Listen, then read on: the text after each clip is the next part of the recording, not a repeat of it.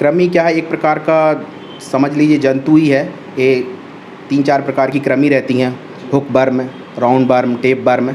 और देसी भाषा में कहा जाए तो इनको हम लोग अभी इसको जो गांव की भाषा में इसको चुनूना या पटार बनना कहते हैं। पेट में ये बन जाती हैं। नमस्कार, स्वागत है आप सभी का। आप देख रहे हैं NVTV। मैं हूं संजय वैष्णव। आज पूरे भारतवर्ष में कृमिनाशक दिवस मनाया जा रहा है। क्यों मनाया जा रहा है, क्यों शासकीय विभाग के सभी अधिकारी कर्मचारी घर घर जाकर दवाइयों को वितरित कर रहे हैं, आखिर वजह क्या है, क्या इसके दुष्प्रभाव हैं, हम सभी बातों की जानकारी लेंगे। हमारे साथ अधिक जानकारी देने के लिए इस विषय पर बनखेड़ी के डॉक्टर संदीप साहू सर हैं। सर, आपका बहुत बहुत स्वागत है NVTV में। मैं आपसे जानना चाहूँगा, ये कृमिनाशक दिवस क्यों मनाया जाता है, क्या इसके उद्देश्य है, थोड़ा इस पर प्रकाश डालें। आज राष्ट्रीय कृमि मुक्ति कार्यक्रम किया गया है, जिसमें दिनांक 28 सितंबर से 7 अक्टूबर तक 10 दिवस का हमने कृमिनाशक दिवस के रूप में कार्यक्रम मनाया जा रहा है। इसमें घर घर जाकर सभी आशाएं, आंगनवाड़ी वर्कर्स, ANM और आशा सहयोगिनी, ये पूरा जो कार्यक्रम है, इसमें हमारे BMO JS परिहार एवं BCM मैडम हैं उमा कहार जी, उनके पूरी निगरानी में ये कार्यक्रम किया जा रहा है। इसमें सभी वर्कर्स, जो भी हेल्थ वर्कर्स हैं, वो घर घर जाकर एल्बेंडाजोल की गोली 1 वर्ष से लेके 19 वर्ष तक की आयु के बच्चों को खिलाई जा रही है। कृमि है जो शरीर में होने वाली, उसका से होते हैं, उससे उसका फ़ायदा होगा।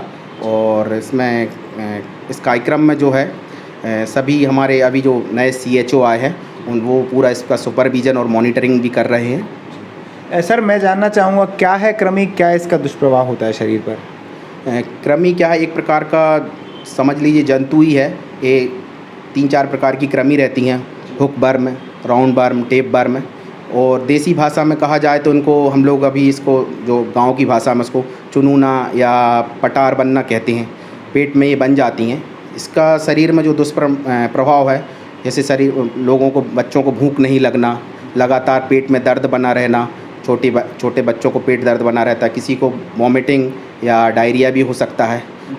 बच्चे रात में दांत किटकिटाते हैं।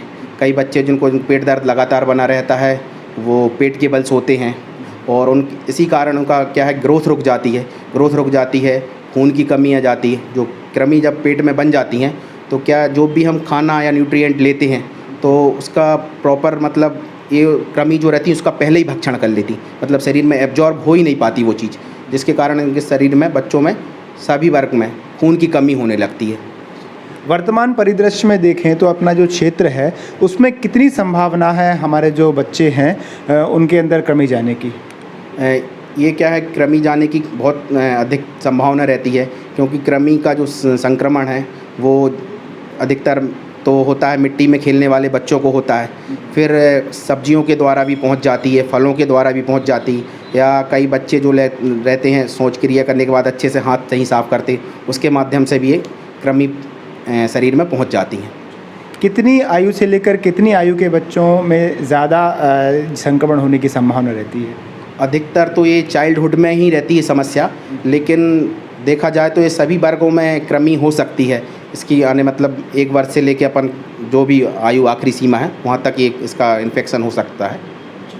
क्या खतरा होता है, कितना इसके दुष्परिणाम हैं, कहाँ तक ये जा सकता है?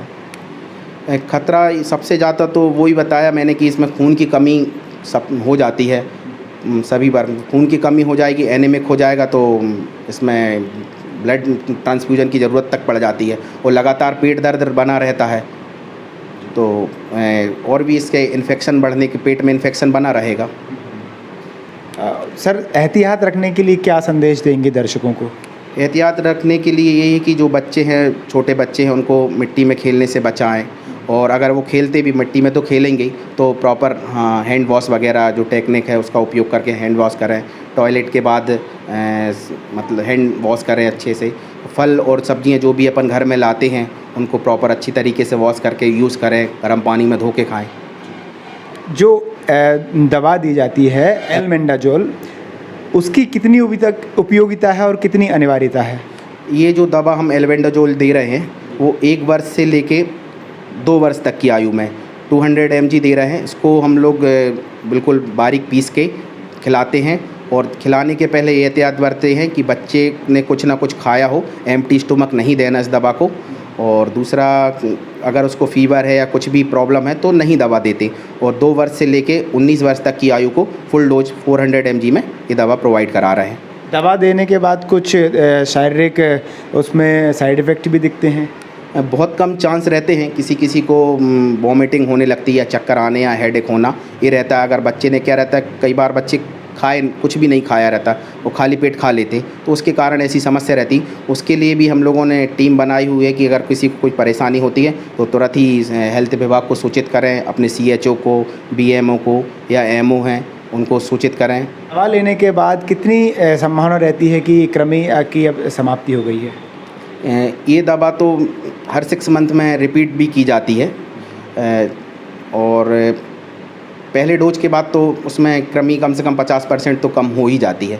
ठीक, प्रति वर्ष दी जाती है दवा? हाँ, ये दवा राष्ट्रीय कार्यक्रम के माध्यम से प्रति वर्ष दी जाती है। पहले ये इसमें क्या था, कोरोना नहीं था तो स्कूल के माध्यम से, स्कूल के ही द्वारा एक ही दिन में ये प्रोग्राम हो जाता था। 10 अगस्त और 10 फरवरी को मनाया जाता था। लेकिन अब ये कोरोना है, इसके कारण क्या है, पूरा हमें कोरोना की गाइडलाइन के अनुसार उसका पूरा पालन करते हुए कैसे दवा देना, कैसे वो करना है, पूरा सोशल डिस्टेंसिंग का पालन करते हुए दवा खिला रहे हैं। क्या कहना चाहेंगे लोगों को कि वो दवाई ज़रूर लें? और दवा तो डीवॉर्मिंग प्रोसेस है और ये तो सभी वर्ग के लोगों को करना ही चाहिए, क्योंकि प्रोग्राम में 1 वर्ष से 19 वर्ष तक के बच्चों का हमने ज़्यादा ध्यान दिया, क्योंकि वो ज़्यादा इसके प्रति संक्रमित होने के चांस ज़्यादा रहते हैं। तो सभी बच्चों को ये दवा खिलाएं और प्रति वर्ष ही खिलाएं। ये थे हमारे साथ बनखेड़ी से डॉक्टर संदीप साहू, जिन्होंने हमें जानकारी दी कि कितना हानिकारक है कृमि और कितने दुष्प्रभाव हमारे शरीर पर पड़ते हैं। आप सभी से मैं निवेदन करना चाहूँगा कि अपने बच्चों को साफ़ सफाई से रहने की आदत डालें, जो दवाई उनको खिलाई जाती है उसका सेवन ज़रूर कराएं तथा इस कृमि को इतने हल्के में ना लें। इसके परिणाम गंभीर होते हैं, एनीमिया जैसी बीमारी, तो एनीमिया जैसी स्थिति बन जाती है। तो इस कृमिनाशक दिवस पर हम ये शपथ लें कि स्वास्थ्य विभाग के साथ मिलकर, देश की सरकारों के साथ मिलकर इस कृमि को जड़ से समाप्त करें। NVTV की रिपोर्ट। अपने क्षेत्र की सभी छोटी बड़ी खबरों को सबसे पहले पाने के लिए अपने मोबाइल स्क्रीन पर लाल रंग के सब्सक्राइब पर क्लिक करें और घंटे की आइकन को दबाकर नोटिफिकेशन ऑल ऑन करें। देखते रहिए NVTV।